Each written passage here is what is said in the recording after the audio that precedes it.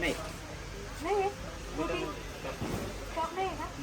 ना तर चला मैत्रिणी, जेवण वगैरे केलं नाही. हा म्हणतो जेवण करायचं कधी. राम राम. शोभा ब्लॉगमध्ये आपल्या सगळ्यांचं मनपूर्वक स्वागत करते. मैत्रिणींनो, कसे आहेत तुम्ही? चांगले आहेत ना? चांगलं राहायलाच पाहिजे हीच मी देवाच्या चरणी प्रार्थना करते. हाय हॅलो सोडा आणि राम राम बोला. तर चला ठीक आहे, वरती आलेली आहे मी चिमण्यांना दाणे घेऊन चक्कर मारायला. पण एवढ्यात ना पावसाळ्याचं ना चक्करच मारणं होईना झाली. हनुमान चालीसा वाचला. कोमट पाणी पिल्याचे खूप फायदे आहे. जवळजवळ मी रोज सकाळी 3 ग्लास कोमट पाणी पिते मैत्रिणींनो. त्याचा खूप फरक पडला मला. माझ्या मागं आज खूप कामं आहे. मला ना दुकानचा माल घ्यायला जायचे, म्हणून त्या पोरीला पण मी आज लवकर बोलवलं. तिची ना फरची भांडे तर ना माझे सगळे काम आवरून झाले. ती फरची पुसली तिनं, पण मला ना फरची पुसलेली आवडत नाही, म्हणून ना मी एक हात मारून घेत राहते काना कोपरा. आणि आज ना गालाचा पोछा पण घेऊन येणार आहे. कपड्यांच्या तिने घड्या पण घातल्या नाही. तिला ना कपड्यांच्या घड्या घालायला दिलेल्या आहे मैत्रिणींना. बघा कसं कोणाला कामाला लावाय तशीच निघून गेली.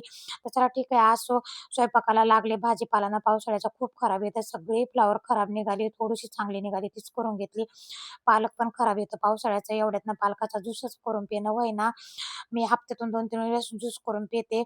कूट संपला, भाजीला टाकायला कुठंच राहिला नाही. शेंगदाणे भाजून घेते. पावसाळ्याचे शेंगदाणे खराब होते तर भाजून कूट करून ठेवला पाहिजे. बघा पीठ मळून ठेवलं, पोळ्या करायच्या. आता दीपकचा फोन आला दुकानात. आम्ही ना रॅक करायचं काम चालू केलेले माल ठेवायसाठी. तर तो रॅकीवाला आला वाटतं, तर ते मला घ्यायला आला. तर चला ठीक आहे. पावसाळा चालू आहे, पाणी ठेवा ना, भरून जाईल ना पाणी त्याच्यात. झाली की ब्लॉक चालू झाला. मला भरून. अरे मला माल घ्यायला जायचंय नाशिकला आणि तुम्ही आजच मध्ये काढलंय. जाऊ का? कॅन्सल करा. जाऊ का? हा पैसे भेटले ना, कॅन्सल चला. शनिवारी नाही, डायरेक्ट 8 दिवस झाली. चाललो मी हैदराबाद.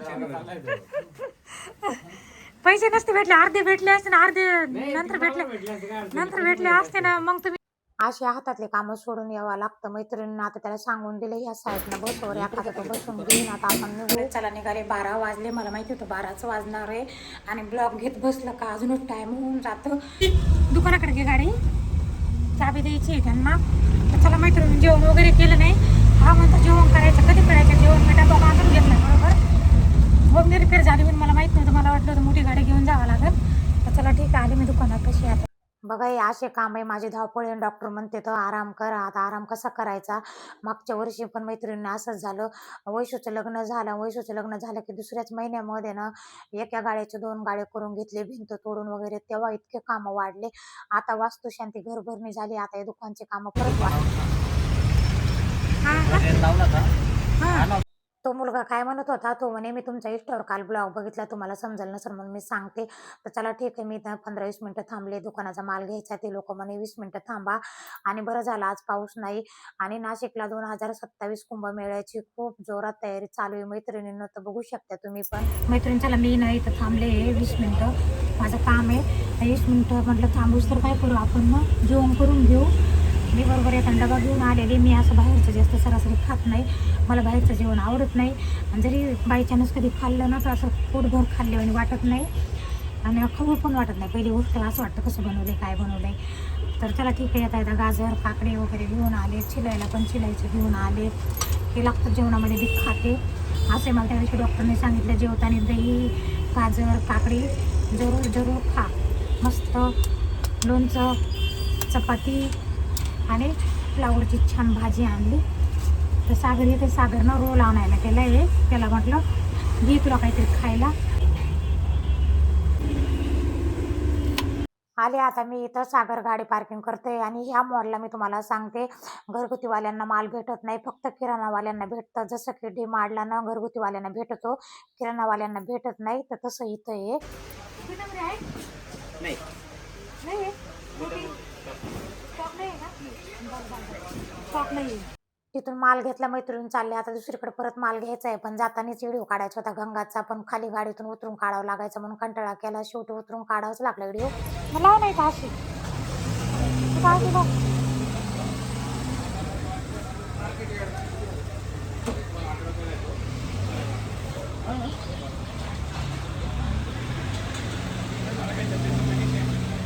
हा येते का ठेवलंय का हे कोणाचे आपले आहे का मग हे कोणाचं काय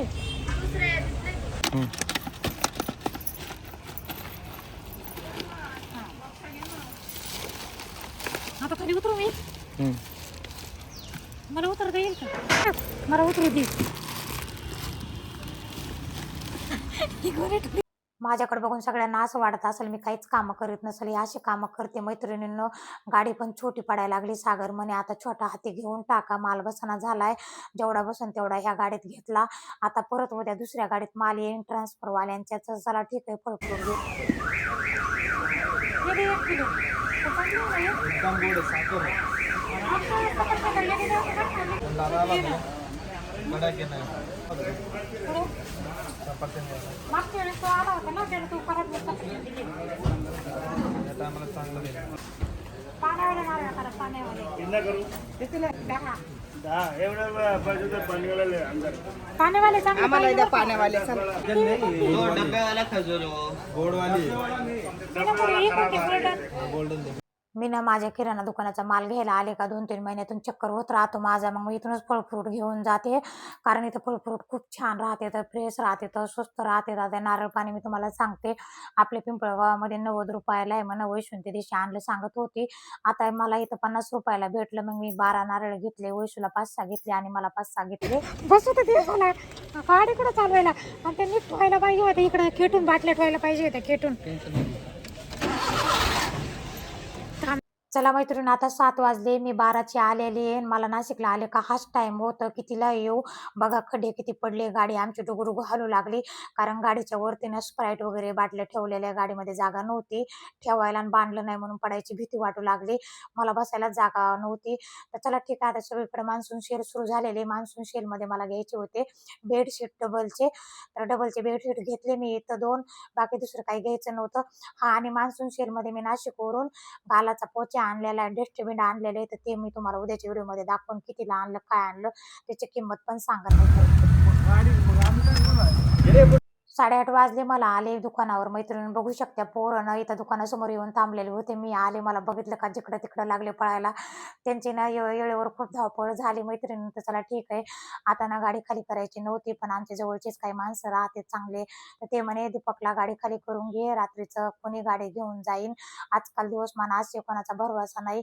दीपक म्हणे उद्या सकाळी गाडी खाली करू, पण मग आता सगळी गाडी खाली करून घेतली. तर चला ठीक आहे मैत्रिणी, चला आता घरी आले, 9:30 वाजले. बघते आता स्वयंपाक पाण्याचा काय. दुपारच्या चपात्या तशाच होत्या पडलेल्या, असे 12 वाजले होते मला चपात्या करता करता. पिठलं करते जराशी. तर चला ठीक आहे मैत्रिणींनो, उभ्याला उभी आहे, खूप पाय दुखायला लागले. तर 12 वाजल्यापासून अशी 1 मिनटं सुद्धा बसलेली नाही, 1 मिनटं सुद्धा बसलेली नाही मैत्रिणी. जेवढं गाडीत बसलेली असेल तेवढं जाताना येताना उभ्याला उभी.